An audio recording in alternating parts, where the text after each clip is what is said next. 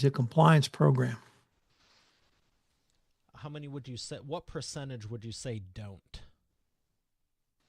The percentage that don't are small, typically family-owned, local businesses Okay. that don't do business internationally or across the United States or don't have access to capital markets like stock exchanges or private equity funding.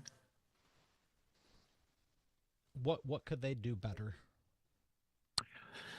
And where would they Compl- even start? Because I'm thinking of networking groups and places I've spoke locally and even across the country to bigger rooms, hundreds of people. I don't think anyone's ever brought it up like as one of their top concerns. It's usually leads, profit, the team, the workforce, the staff, whatever. Everything you just said touches compliance. So, corporate culture touches compliance. Corporate governance touches compliance. Your staff, your employees touch compliance.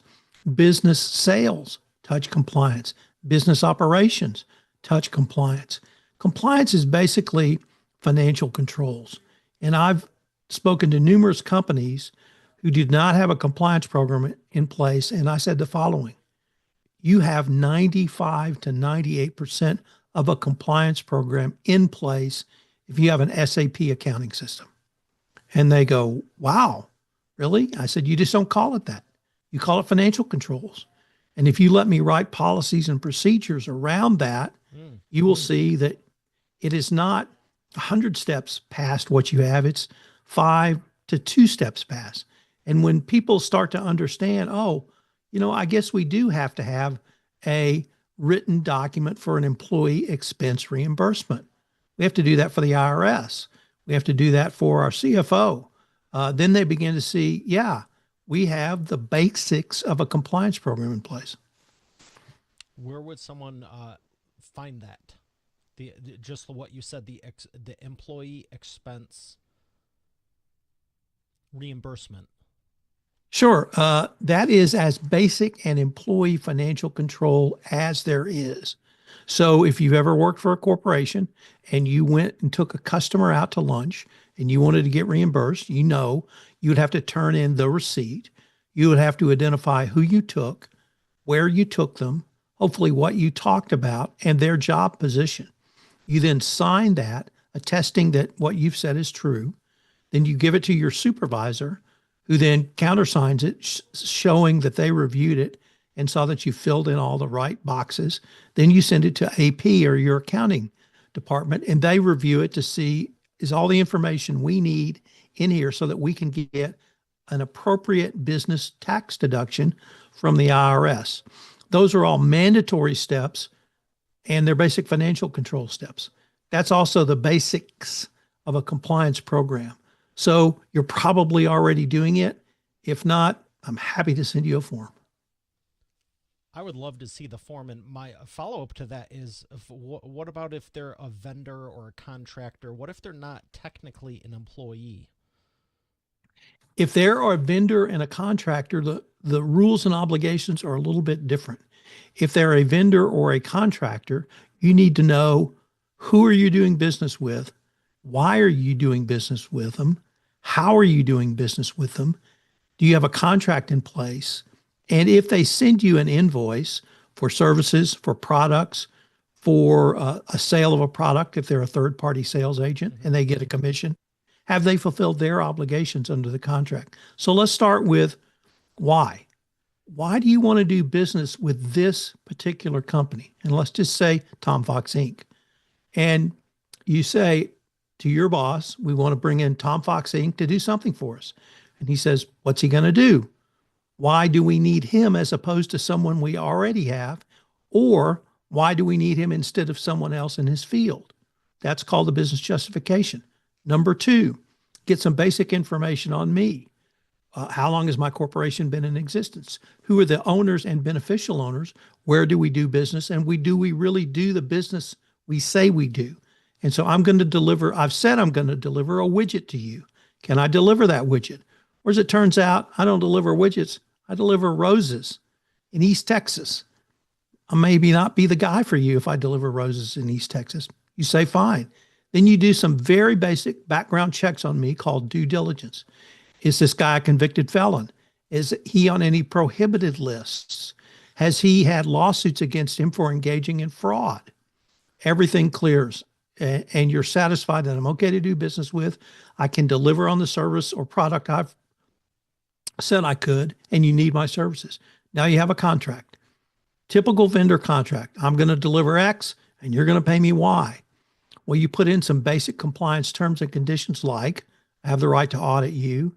If you violate this contract from the compliance angle, I can terminate this contract. And every year you attest you haven't violated the compliance rules. Then we sign a contract and then you pay me based on that contract. So those are steps you should take in any business relationship. I've just called it compliance.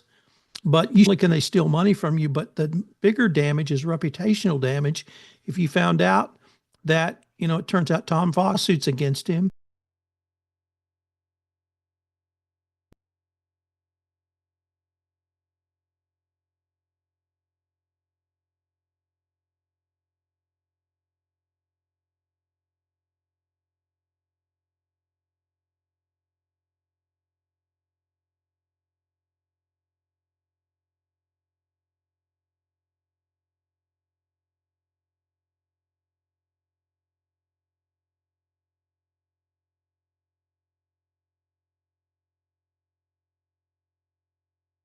Subcontractors, you have to do criminal background checks. You have to do some basic minimum tests, whether even you call it drug testing. That's a due diligence check. So you're already doing compliance. You just didn't call it that. So tell me more about because you keep saying it, it's financial this, it's you're doing compliance. Is this the only area you've focused on? And how would you equate? I mean, IP I know is different and there's many different types of law, but do you specifically stay around the compliance for businesses? I typically do, but if you're concerned that I'm limiting this to financial controls, let's talk about culture. What's No, the no, leadership? I actually love that you're talking about financial controls and all of Okay. this because so few people. I'm thinking of others I've had on the show or just talk about at different events or meet at different in-person speaking events like we did, and I'll be speaking at again. So few don't talk about the money and don't talk about accounting and definitely don't talk about the compliance. It's one of the reasons I wanted to have you on because it seems like everyone's on the leads, profit, marketing, social, all the fun stuff everyone thinks they need. But the reality is, I'd bet 9 out of 10 companies could be better with accounting, and 100% of companies could be better with compliance. Absolutely. And the compliance or violations of compliance are really subsets of fraud. So if you Okay. think about fraud in a corporation, it's someone who creates a pot of money to steal from the company. And that's a classic fraudster. Well, compliance is somebody creates a pot of money, but they use that to pay a bribe, or they use that nefariously to get something for the company that the company wasn't entitled to. And that's what compliance is. So it's a subset of fraud. And when you begin to understand that, you see why compliance is so critical because you don't want to violate any anti-competitive laws. You don't want to violate money laundering laws, and you certainly don't want to get caught paying a bribe. Yeah, that would be bad, I'm sure, for 100% of businesses that it happens to. Um, I'm enjoying this. I got to make a lawyer joke here, line of questioning, and I'm playing off of it. But I feel like there's other areas. So we're talking about the compliance, the financial. What other areas should people look at if we're talking the Main Street business or maybe someone doing 20 or 50 million a year? That it's a larger company. What are they violating also that I haven't asked you yet? Like there's a few friends of mine. I know they're 8-figure businesses. What should they be looking for?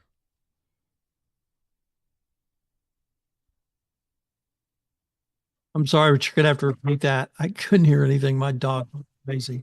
Oh, no problem. I was saying we've talked about the smaller Main Street businesses.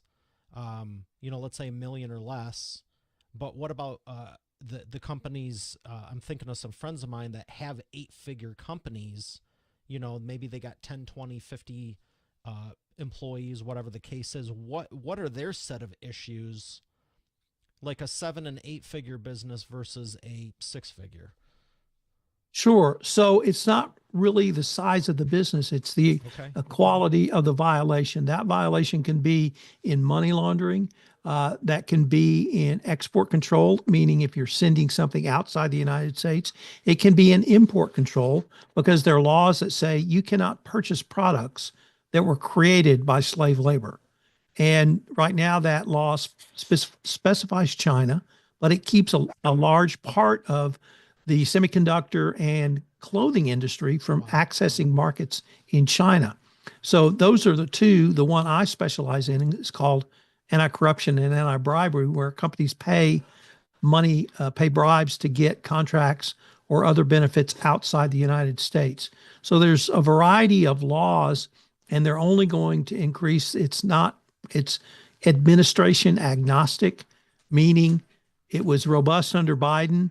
It got more robust under Trump 1. It was robust under Obama, got more robust under Trump 1, continued under Biden, and will become more robust because Trump sees economic sanctions as a way to deliver a message and penalty to countries he thinks are hurting the United States. So the through line is politically, regardless of who's there, it sounds like it's still going to continue on because the companies are making so much money. Whether and I'm not going to support slave labor, but sounds like they're doing it for competitive advantage at whatever the cost. Is that correct? That's correct. But there's another set of reasons, which is perhaps even more important. And that is compliance is now seen as a business mandate, meaning it's not compliance with the law that's driving it. It's business to businesses that are driving with it. And I mentioned it a little bit earlier. If you want access to capital markets, you have to have a compliance program. You certainly do if you are a U.S. publicly listed company on the New York or other stock Mm. exchange. But it's beyond just public companies. If you want to have private equity investment, the second thing they're going to look at is your compliance program after the financials. If you want to get a bank loan, you're going to have to show your compliance program. If you want to get insurance, you're going to have to show them your compliance program. And it's to the point now where if you want to have a contract, and I mentioned a little bit earlier, in the petrochemical or energy space, I represent a lot of low 8-figure valued companies. So 50 million, 100 million, too small to have a chief compliance officer or even a general counsel. And I do contracts for them. And I see in their contracts, they're required to have a compliance program to do chemical plant work. And you may say, well, Tom, what's the tie? The tie is that the plant owner sees it as a benefit or mandate to them, so they're requiring it down the chain. So it's almost now a business requirement. It certainly is if you want access to money for your own business. How hard is it to establish a full compliance program for any business? The type of compliance program needed for Exxon is not the type of compliance program needed for Tom Fox Energy. They are very different. And the Department of Justice, who regulates this area, recognize that. And they say you must have a compliance program appropriate to your business. Oh, So so it's scalable. it's scalable, but it has to be able to scale up. And the best example I could point you to is I once had a $15 million software client. They had one piece of software that did something in the energy space, and I couldn't even tell you. But I told them, guys, if you don't have they were so small, they didn't even have their own sales force. They outsourced all of their sales. And that's the highest risk in compliance. And I said, if you don't do due diligence and get these guys under contract, you're never going to get a contract in the energy space. And that was true. And after they let me put in an appropriate level of compliance program, recognizing their highest risk, which were these outsourced sales agents, basically just agents on commission, nothing exotic. Um, then they started getting contracts with other energy companies. So it's mandatory to do business now. This is so interesting. And I love how you say 15 million, like a small company. They only had this. They was too small for that. Like I think most people would love to have a 15 million dollar company. So that's why it's like it sounds like everyone needs it. How long does it take to put into place? Well, if I go back to my $15 million company, it was, I think, 6 employees, and I did it in a couple of weeks. I mean, I wasn't Okay. working full time, but you have to go through certain steps. You have to document those steps. So if a regulator or another company comes knocking and wants to audit you, you can show them this is what I did, this is how I did it, this is why I did it, and this is a compliance program. The steps are basically the following. You have to do a risk assessment of your risks. So with my little $15 million company, it was their outsourced sales force. So how do you manage that risk? There's a program for managing third parties. We put that in place. We got everybody under contract. I trained everybody. We created written policies and procedures, and that was an appropriate compliance program for that organization. That's great. What would you say to the ones that are half a mil to 5 mil? The quicker and sooner you can put a compliance program in place, the better off you're going to be. The more other companies will and customers will take you seriously, and it will open access to both capital markets and other companies that want you to have a compliance program if you're going to do business with them. Wow, I was literally just giving an interview and said people do business that everyone's heard they like, know, and trust, and I said I have to add on respect and know they can get you past the finish line, because there's people I'm sure I'm not going to have you name them, but if I said name 5 people you know, like, and trust, but you've never referred business, I'm sure there's people that you like, know, and trust. You just don't refer them for whatever reason. And it's probably something they're dropping the ball on with emails or just getting back to you, this and that. And after, I'm still hearing you say all this, I'm like, you literally can open up new areas of business and expansion and markets, because someone that, of these larger companies that have compliance programs that are playing on this level, they might not even take you on as a contractor or vendor if you're not following the same rules they are, let alone if they're trying to go from 15 million to 100 million. Is that correct? That's correct. And let's use your phrase like, know, and trust. Great, Mario. Show me your documentation. I like that. It's just, I tell people, and I've said this for 15 years, what are the three most important things in every compliance program? Document, document, document. Whatever you do, document it, because if you don't document it, you can't prove it. I love that. The attorney side of that, it's not what you say, it's what you can prove. And as the founder of a publishing company, I'm all about written words. There you go. Okay, so I'm going to kick it back to the people who, because we all need more help. You originally started by saying just a vendor reimbursement agreement. What other types of agreement? I'm talking, let's go a mil or less. They're not even playing on the same field as these tens of 20s of millions and 100 million. Like, you need an employee agreement, vendor reimbursement. Is there 3 or 4 or 5 other ones that, like, here's what you should have as a basic compliance start? Yes. You should have policies and you should have procedures to implement those policies. Those policies can be as basic as you can spend up to X amount of dollars on client entertainment, client meals, or gifts, whether that's $50, $100, 250, or 500. If you get close to 1,000, you're getting close to a range you probably shouldn't be. And it's not that you can't spend more than any of those amounts. It's that you can't do it without Authorization. approval from someone above you. So you're basically putting a second set of eyes on it. You say, Tom, when you're in Detroit, I'm going to take you to dinner.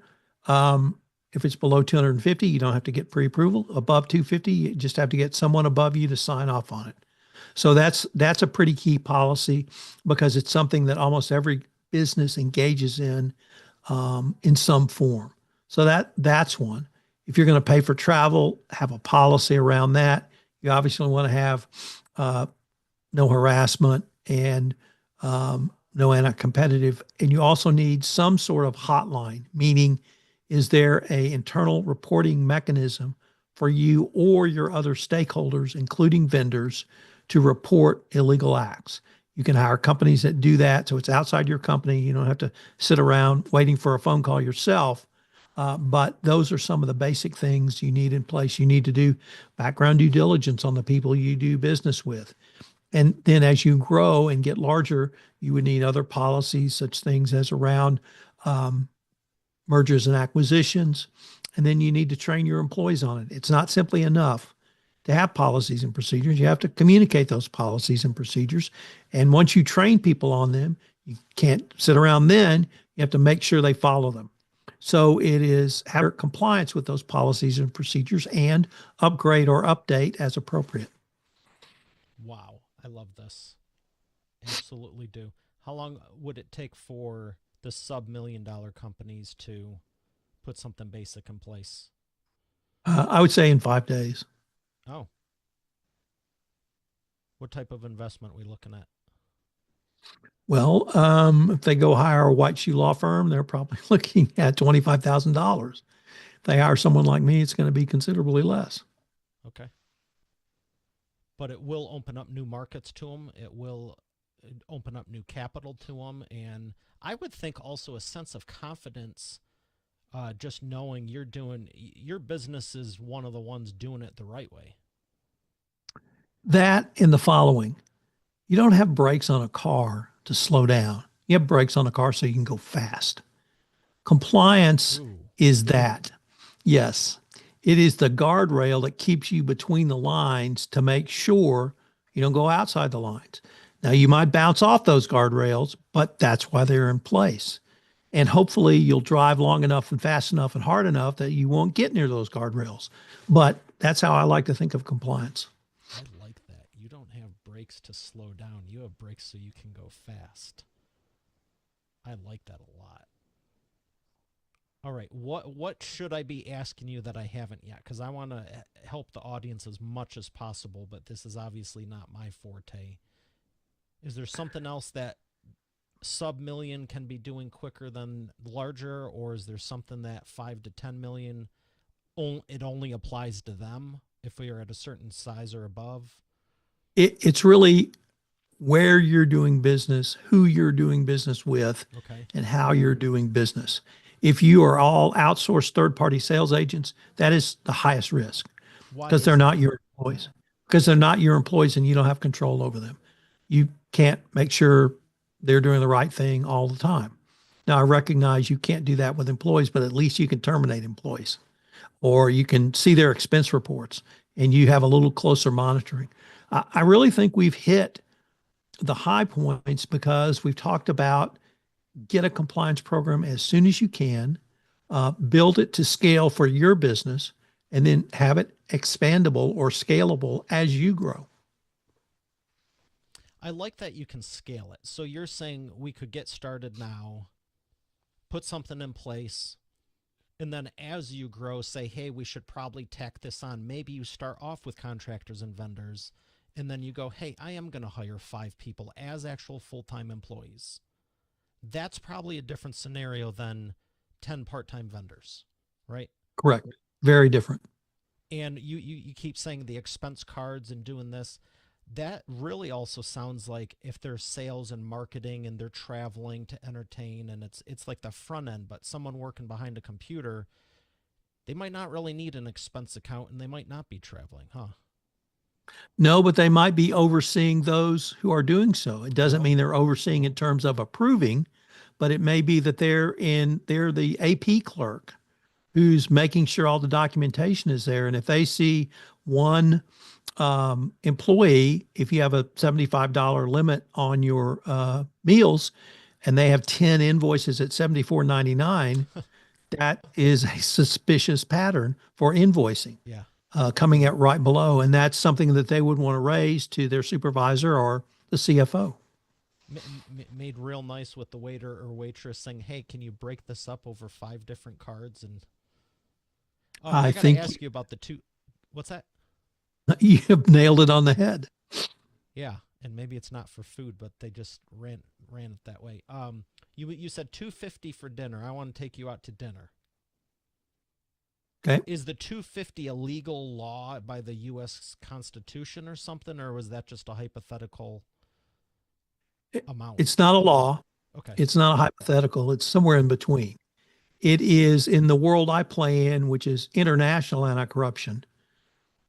There have been enforcement actions for dollar amounts as low as 1,000, meaning if you did 1,000 without prior approval, that's viewed as bad. okay, So if you told me I wanted to have a limit of 1,000, I'd say, Mario, you're getting close to a limit that you may get into trouble. But that means anything below that is fair game. And then it becomes how much discretion do I want to give my sales force? Go to nice. Once again, it's approval. I gotcha.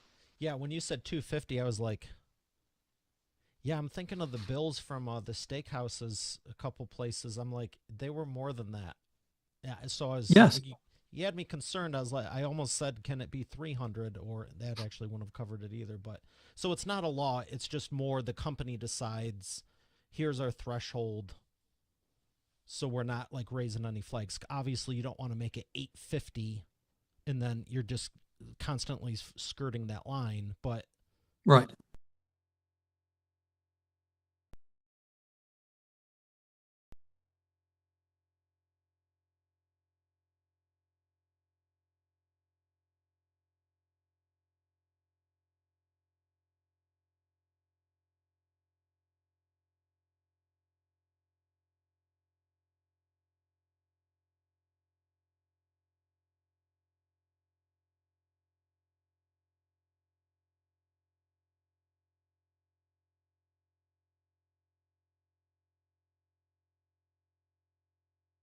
And it was more than $100. for what? So yeah, Seriously? exactly. How big was this Yeah, pizza? it was just a Pizza Hut large. So Was that with um, the conversion to US dollars, or was it literally 80, 90, $100? it was with a conversion, but that's how high that was the Wow. exchange rate plus the cost of living there, and with my gallon Coke. So Wow, I had to you pay the win. I eight. spent 40 and that was including tip Mm, for a large pizza at like a sit down place that I took back to the hotel on one of the last trips, and I was like, this is obnoxious because they're like 8, 9, 10, $12 normally. yep. But 100, wow. So Okay. there are cities where it's very expensive, and there you just need to plan. Sure. Well, let me ask you, how did you get into this? Now that you've given us all this great detail, how did it start? What's the origin story? The origin story is I was in a recovering trial lawyer. I did that for 25 years. Then I went to the corporate world and in the energy space. I ended up the general counsel of a company who had violated the U.S. law about bribery and corruption outside the United States. Um, and one of my tasks was to build out a compliance program. That's how I learned to do this. The company got sold. My job went away.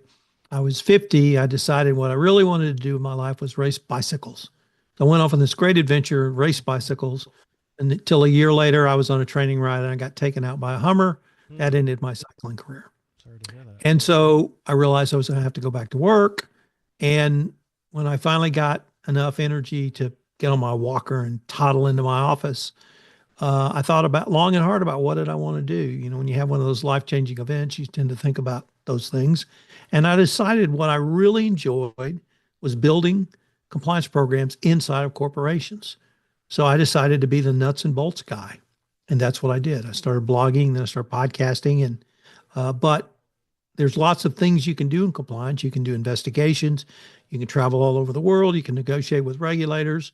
And I choose to build compliance programs. And so if you want to know how to build a compliance program, I'm the guy. Absolutely. And I think I know the answer, but I want to be 100% sure. And what inspired you to start the podcast network?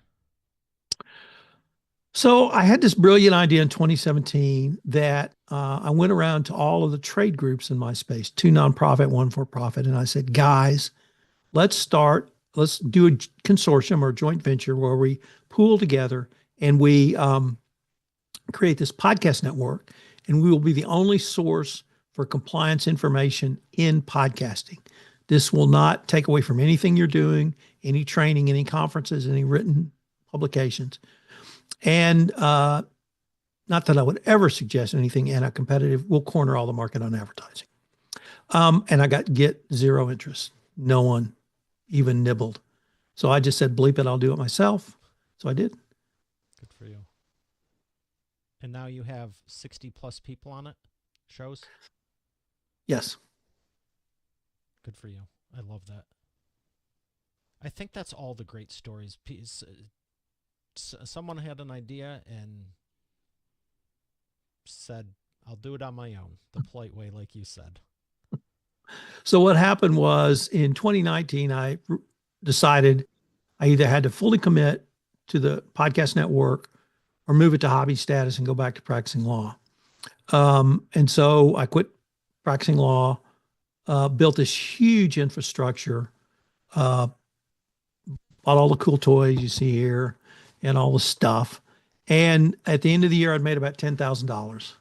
And I thought, that was an interesting experiment. I guess I have to go back to practicing law. So I did for a quarter when on March 15 in 2020, Trump shut the country down for COVID. And what happened was 2 months later, I literally got the same phone call from every product provider in the compliance space, which was how long to get access to your network. Because up until that time, almost all marketing was in person, whether it was conferences, trade Yeah, shows, yeah. breakfast roundtables, dinner meetings, et cetera. And because of the work I'd done in 2019 and the money I'd spent to create this network, my answer was 24 hours because it was just a drop and drag or plug and Jeez. play. And even by that time, I had the largest social media presence in compliance. And so my little podcast network literally blew up. And I've been riding that wave since then and trying to consolidate it and see if I can make a long term asset out of it. Good for you. Do you have any long term goals to go, I want to double it, triple it, whatever? Or do you want to say, I'm capping it and I'm going to go deeper with the existing people and add boom, boom, boom, boom, boom? I want to make it attractive enough that somebody buys it. Okay. Like you were talking about the M&A. Exits are fun. I hope so. Good for you. I'll let you know. All right. Well, I appreciate you sharing all of that. I have a few more questions. We're going to have you pick a color first, though, before we wrap up. Yellow or black? I'm going to take black. What movie was that? Always Bet on Black, Passenger 57? Wesley Snipes. Yes. He was Very good. A playing deep roulette track there. reference. Okay. Black. What type of movies you into? Um, I like superhero movies. I love the MCU, but also fantasy sci-fi. I'm a big Harry Potter fan, and probably Nice. my favorite series is James Bond. I was just watching Iron Man and James Bond the other night. Very Which one cool. do you prefer, MCU or James Bond? Oh, James Bond. I grew up with Why? Sean Connery. Okay.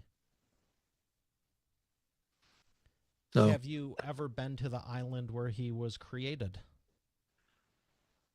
no, I've never been to Jamaica. Would you go? Um, my wife is really not an island kind of gal. She likes the mountains and she likes the continental America. She's English, and so she just loves traveling around here because she never lived here and everything here is new to her. We got plenty of great stuff in Texas. Plenty. Yeah. Well, excellent. Well, we're going to thank our sponsor and come back for the imperfect action round. You're already the expert, but have you transformed your expertise into a tangible asset that will generate and qualify leads while increasing profit for you 24/7? And if so, how well are you promoting it? With the Expert Authority Effect publishing method, it's easier and faster than ever. Visit freebusinessbookpublishingcourse.com today to learn the 7 steps to publish and promote your nonfiction lead and profit generating business book in 8 weeks. Visit freebusinessbookpublishingcourse.com to get started now. Once again, that's freebusinessbookpublishingcourse.com. And we are back with the imperfect action round. Tom, are you ready to take imperfect action? You betcha. 3 questions for you, rapid fire answers. What is the fastest path to the cash? Get off your duff and start. Or, to quote a famous company, just do it. I like it. Whatever your passion is, do it. Number 2, what is the biggest problem you see your prospects making and the fastest way for them to fix it? Well, if my prospects are in the podcast world, there are no mistakes. And by that, I get often asked, what mistakes did you make you wish you hadn't made? And I said, none, because with one exception, I've learned from every situation that's come up in podcasts, and it's made me a better podcaster. Now, that mistake is the same mistake every podcaster makes, but you only make it once. Forget to hit the record button. And I've done that. In the compliance world, it is being compliance in many ways. You're only limited by your imagination. If you can think of it, you can do it. If you say you don't have any money, you don't have the budget, you don't have the head count, I give a tip every day on something you can do at little or no cost. You just have to have the imagination to implement it.